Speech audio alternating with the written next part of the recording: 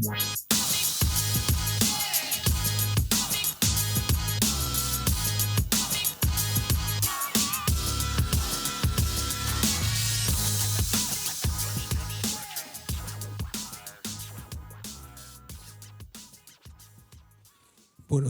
días, hermanos. Comentaba en el primer culto que es un gozo siempre para mí poder compartir la palabra aquí. Y uno de los mayores gozos o motivos por mi alegría, por mi gozo, es vosotros.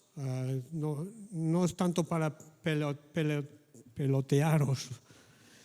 Es la verdad es que me gusta mi público esta mañana, me gustáis vosotros porque sois receptivos, sois callados, estáis tranquilos, sentados. Y esto contrasta con mi lunes a viernes. Tengo otro público de lunes a viernes, que soy profe de secundaria, que contrasta un poco con vosotros. Ellos, para que se sientan, para que te escuchen, para que presten atención, pues tengo más trabajo que con vosotros. Por lo menos aparentemente vosotros sois un buen público. El profe hoy en día, sobre todo en secundaria, necesita muchos recursos. El profe tiene algo que comunicar, cosas de la materia, y para poder comunicarlas necesitan muchos recursos hoy en día. Yo tengo que gritar muchas veces, tengo que rogar muchas veces, tengo que amenazar muchas veces, hasta hacer payasadas para llamar la atención de los alumnos. También tengo que recurrir a las amonestaciones, a las faltas de disciplina y demás. Todo lo que haga falta, todo lo que pueda hacer para lograr mi meta, que es comunicar la materia, la información, que es mi trabajo. Y al situar nuestro texto esta mañana en el libro de Gálatas, voy a decir algo similar sobre Pablo.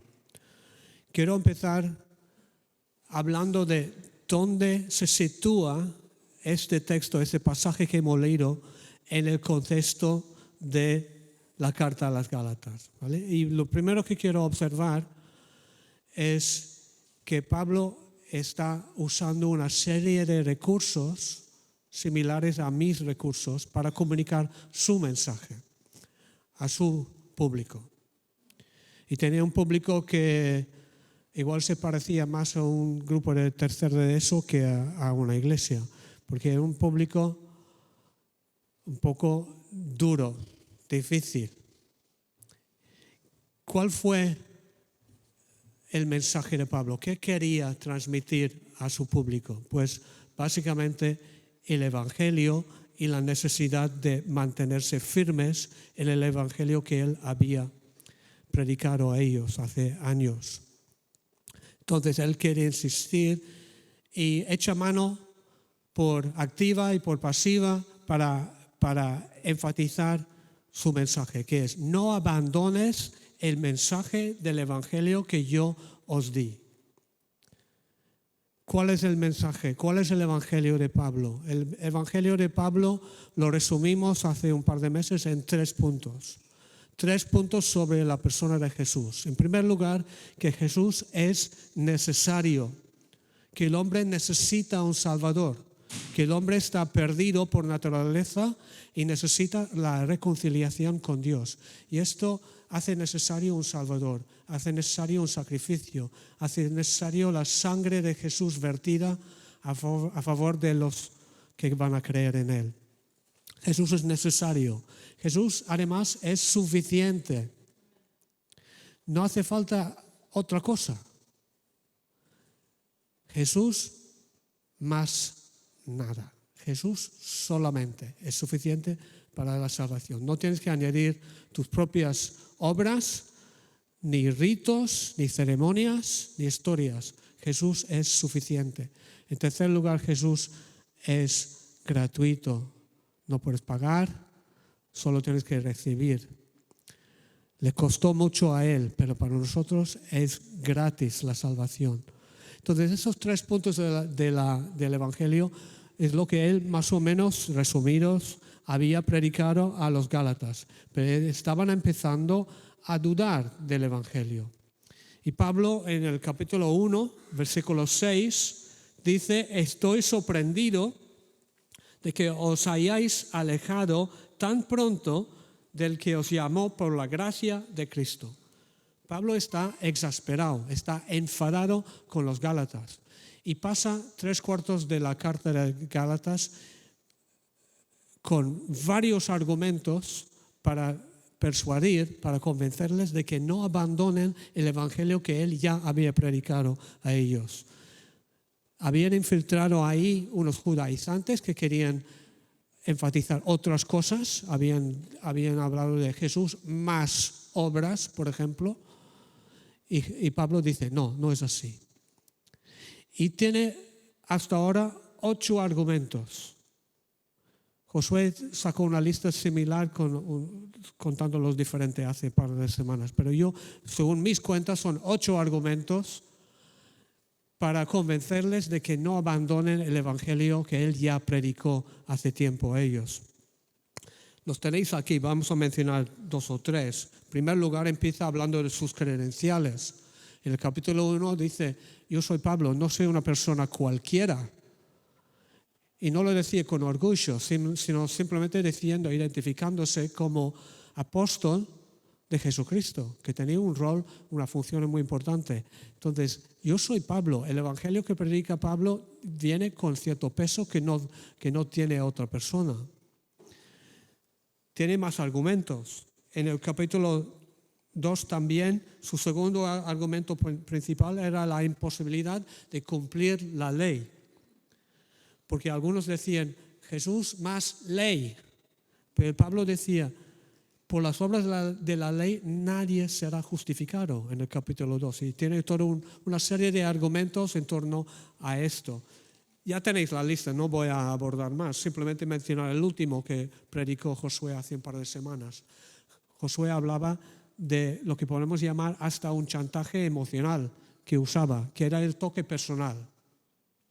Pablo estaba diciendo, mira, hermanos, soy yo, Pablo. ¿Os acordáis de mí? Soy vuestro amigo.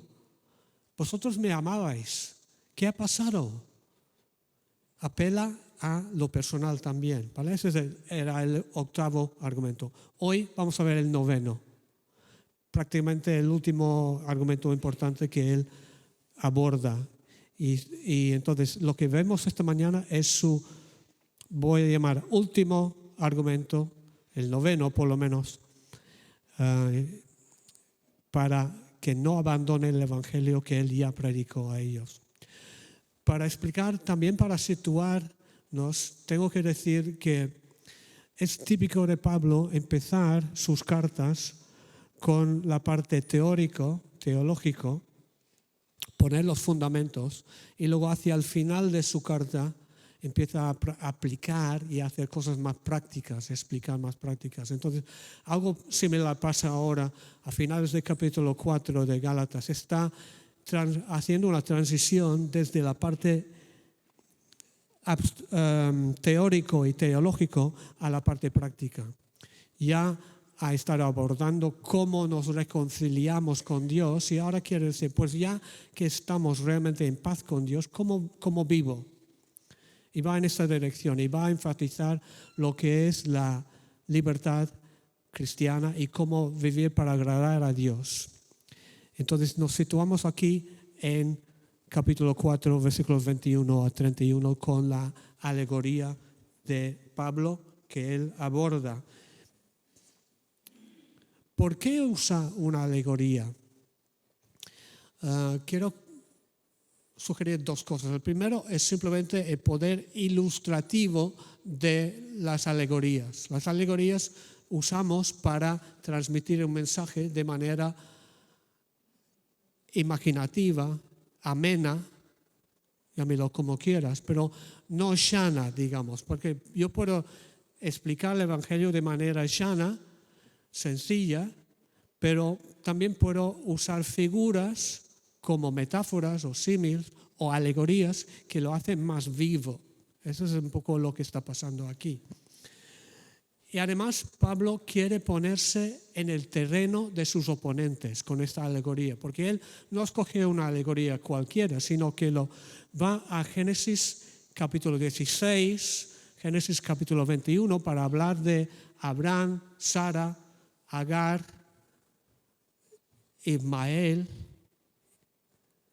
y todo esto, Isaac también. Entonces está hablando de cosas de sus oponentes. ¿Sus oponentes quién eran? Unos judaizantes que se consideraban maestros de la ley. Y Pablo dice en el versículo 21, decidme los que queréis estar bajo la ley.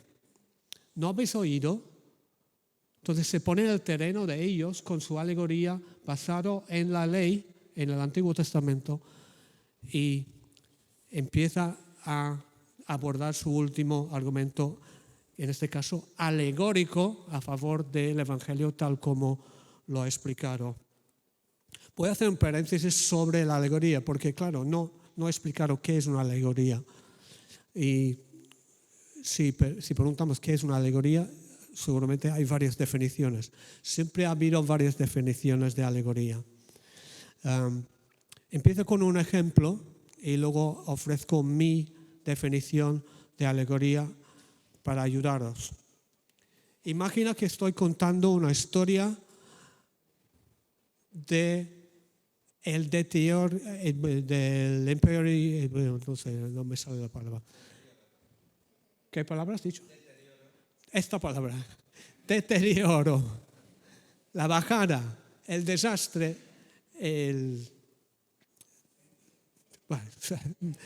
hay muchos sinónimos para el deterioro de un matrimonio, ¿vale?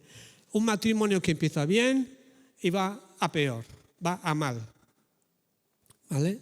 Entonces empiezo a explicar, se conocieron, se enamoraron, se casaron, estaban viviendo la vida deliciosa, hermosa, y de repente apareció el monstruo de los ojos verdes.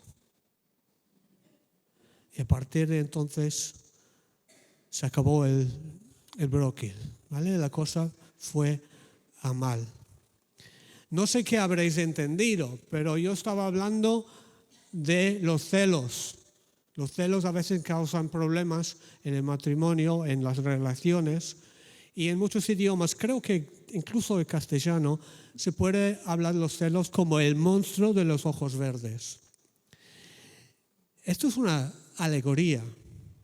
Una alegoría es algo concreto, con cara y ojos, con materia, como un monstruo, que ilustra algo abstracto.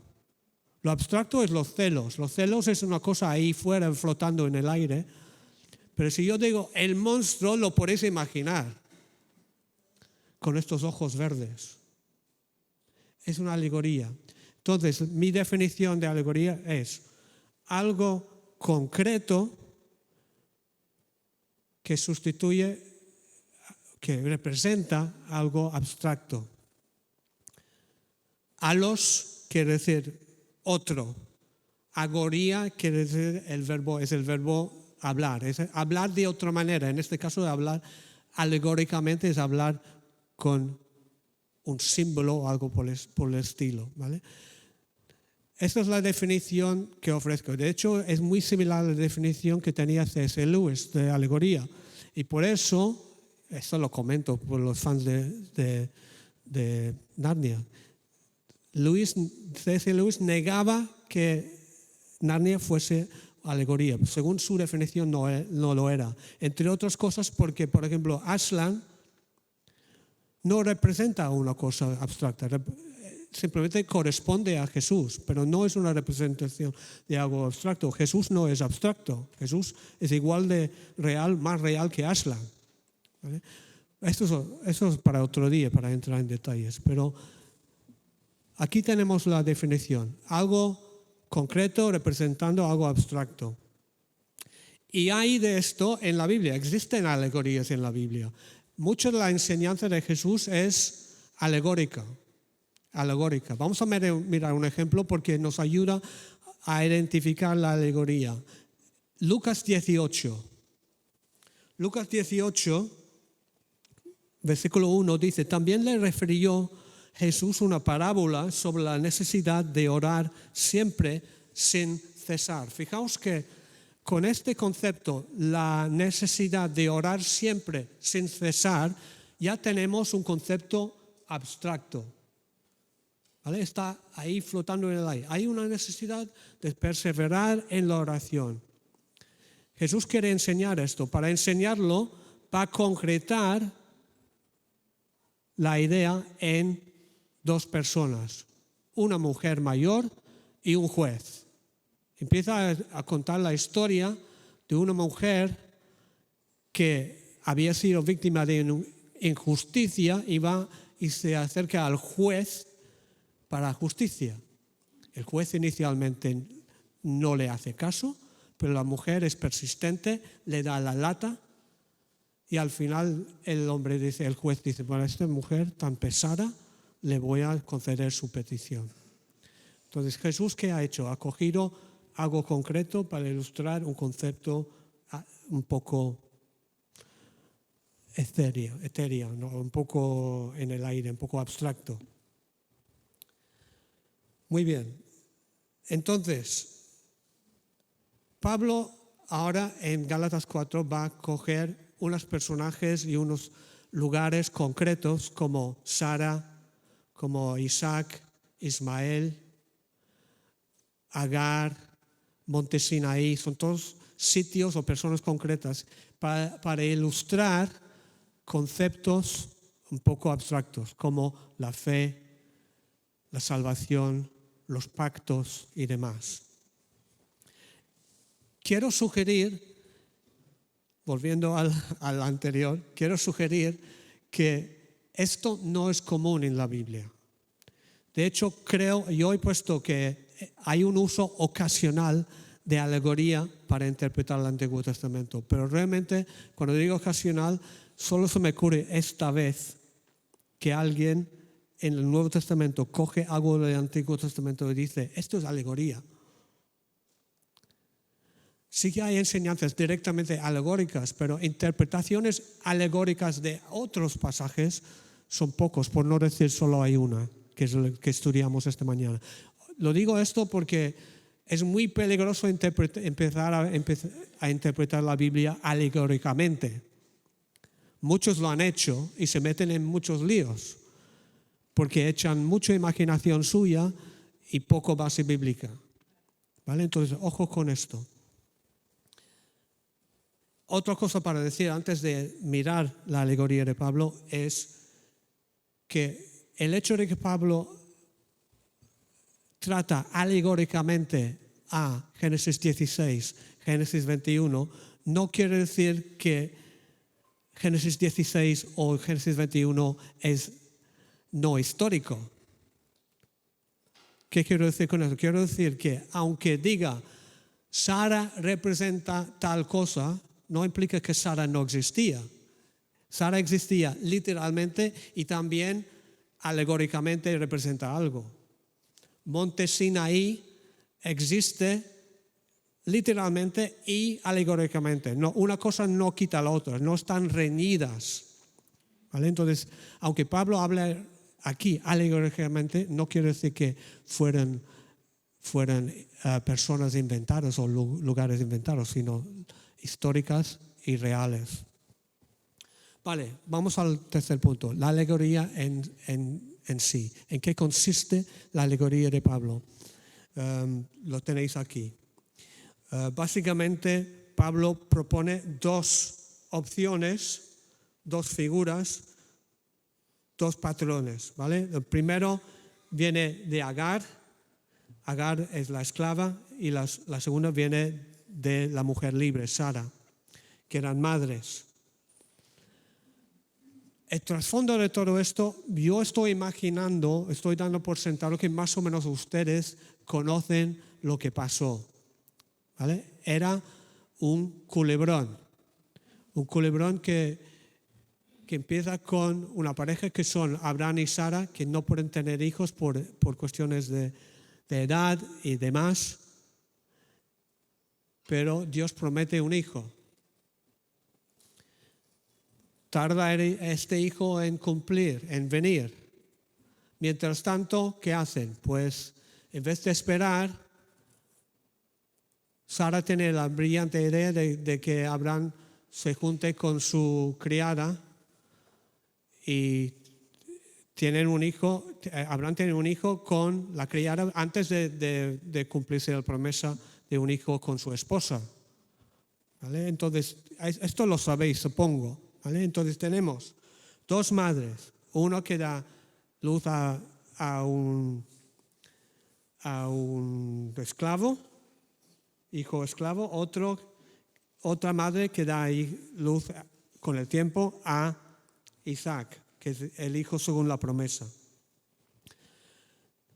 Tenemos dos pactos, dos tipos de carácter y demás. Vale, entonces yo creo que más o menos con esto delante entendéis un poco por dónde va la alegoría.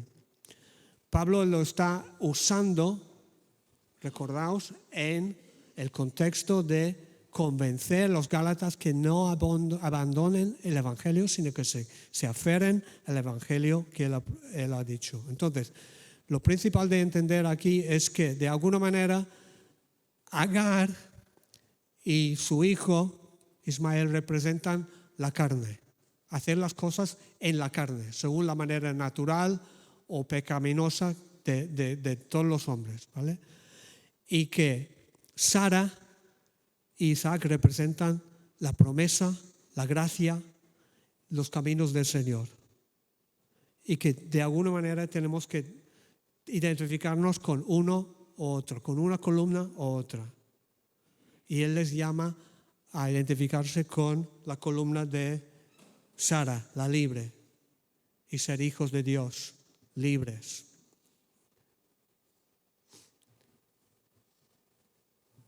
Vale, vamos a profundizar un poco más en qué enseña entonces la alegoría. Es una llamada a la libertad espiritual. Y voy a acabar reflexionando sobre la cuestión de libertad. Los judíos tenían mucho orgullo en cuanto a ser hijos de Abraham. Y querían ser, y cuando ellos pensaban en sí mismos, somos hijos de Abraham. Y pensaban en la línea de Isaac. Pero Pablo está diciendo, mira, con esta actuación, con este deseo de meternos bajo la ley otra vez, de rechazar la gracia de Dios, estáis actuando más bien como Ismael, más bien como si Agar fuera tu madre. Eso es casi un insulto para un judío decirle esto, porque su concepto era: yo soy descendiente de Abraham a través de Isaac, no de Ismael. Pero Pablo dice, con esta manera de actuar parecéis más a Agar, parecéis más a Ismael. Tenían un concepto equivocado de la libertad. Y hoy en día también la gente tiene un concepto muy equivocado de la libertad, y cuando usan la palabra libertad se equivocan. Vamos a ver un poco por qué. La Biblia nos presenta básicamente tres tipos de personas en relación con la libertad. Dos de ellos ya hemos mencionado hablando de Isaac y Ismael. Hay un tercero, pero vamos a repasarlos.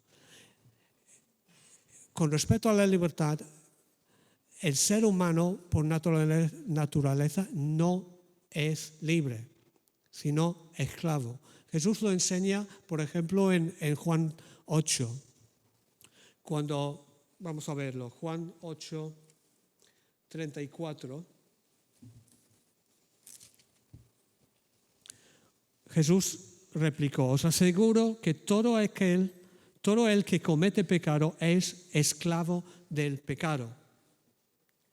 Entonces la Biblia nos enseña que somos por naturaleza, somos esclavos de nuestros apetitos, de lo que nos da la gana, que no podemos controlarnos normalmente, que hacemos cosas porque nos viene en gana. Y tenemos debilidades y pecados que nos esclavizan a todos. Todos somos víctimas de esto, de nuestra propia naturaleza. Pedro dice que hay quien promete libertad, pero realmente son todos esclavos de sus propios deseos y pecados. Y así somos todos, éramos todos por lo menos, cuando venimos a este mundo. Luego está la figura del hijo inmadura. Este no lo hemos mencionado aún. Hay gente que no es exactamente el primer grupo de esclavos, sino que es un hijo inmaduro. Esto se refiere, en el contexto de Gálatas, a aquel que sabe algo de Dios, sabe algo del Dios de Israel, pero no ha llegado a la madurez. Es la persona que ve la ley de Dios y cree que a través de la ley tiene que reconciliarse con Dios. La ley, según Gálatas, es algo para los niños, es algo para preparar, para entrenar, para llevarnos a Cristo. Pero si tú te sometes a la ley como medio de salvación, estás actuando como un hijo inmaduro, que necesitas guardianes, necesitas algo que te acompañe en la ley, cuando realmente deberías acercarte a Cristo libremente. No necesitas esto. En Gálatas 4, versículo 1 dice: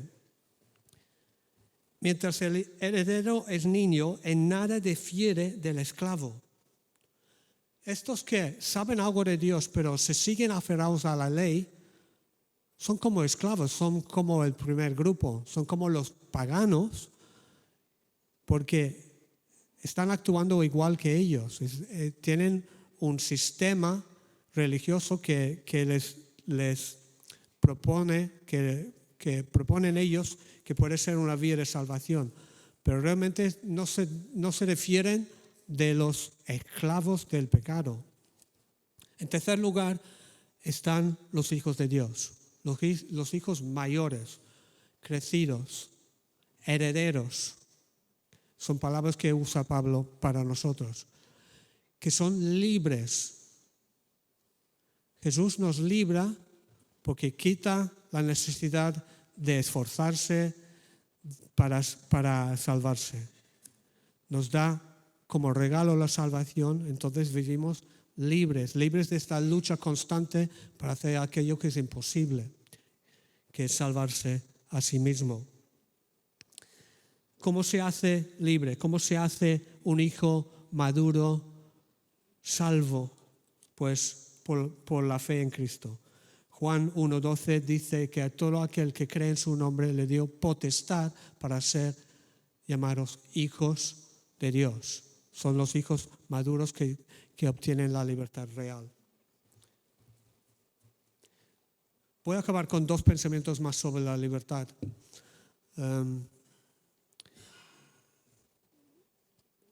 El primero es observar de que es imposible para el ser humano ser autónomo, ser independiente de nada, independiente de todo. La gente normalmente cuando piensa en la libertad, define la libertad, lo define normalmente en cuestiones de hacer lo que me da la gana, no tener que dar cuentas a nadie. Todo esto es la manera que la gente imagina la libertad. Pero la realidad es que solo hay un ser autónomo en el universo y este es Dios. Los seres humanos, por naturaleza, somos contingentes, somos dependientes de algo y vamos a tener que servir a algo o a alguien por lo que somos. Lo otro es un sueño, es un mito. La libertad para un ser humano no es librarse de cualquier amo, es tener el amo correcto. Tú puedes servir al diablo, tú puedes servir a tus apetitos, tú puedes servir a Dios. Y la libertad es escoger bien, es conocer y tener el poder de servir a Dios. Y la libertad es ese conocimiento de la verdad, el poder de escoger a Dios y servirle. He puesto esta imagen aquí porque para mí esta imagen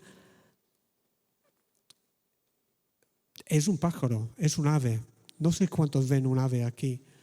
Preguntaba a David, este es el logotipo de Éxodos, algunos lo conocen.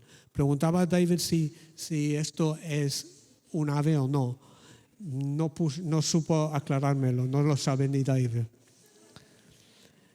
Pero yo veo un ave. Y el ave es el símbolo por excelencia de la libertad. ¿Verdad? Con sus alas ahí, flotando en el aire. Pero fijaos, un ave no puede hacer lo que le da la gana. Imagina que este ave diga una mañana, estoy aburrido de esto de volar y volar, ahora quisiera saber lo que es nadar. Veo un lago aquí abajo, a ver qué tal si caigo aquí e intento nadar. Seré más libre si puedo hacer esto. ¿Qué? Eso sería un desastre. Sería el fin de este bicho. Y algo parecido pasa con nosotros. Nosotros no fuimos creados para volar, pero fuimos creados para conocer a Dios, para gozar de Dios, para servir a Dios. Y descubrimos la libertad cuando cumplimos ese propósito, no cuando vayamos por otros caminos, intentando nadar cuando fuimos creados para volar. Entonces, creo que eso es nuestra llamada esta mañana, a la verdadera libertad, que solo se encuentra sirviendo al amo correcto, que es nuestro Dios, que nos hizo y que nos salvó. Vamos a orar. Gracias, Padre, por crearme. Gracias por crearme con un propósito. Gracias porque ese propósito lo voy descubriendo en el servicio, sirviendo a ti en primer lugar. Quisiera que mi vida fuera perfume a tus pies, como hemos cantado. Y te pido que entres en mi vida, que llenes mi vida, que seas mi amo, porque en ti descubro la libertad real. En el nombre de Jesús. Amén.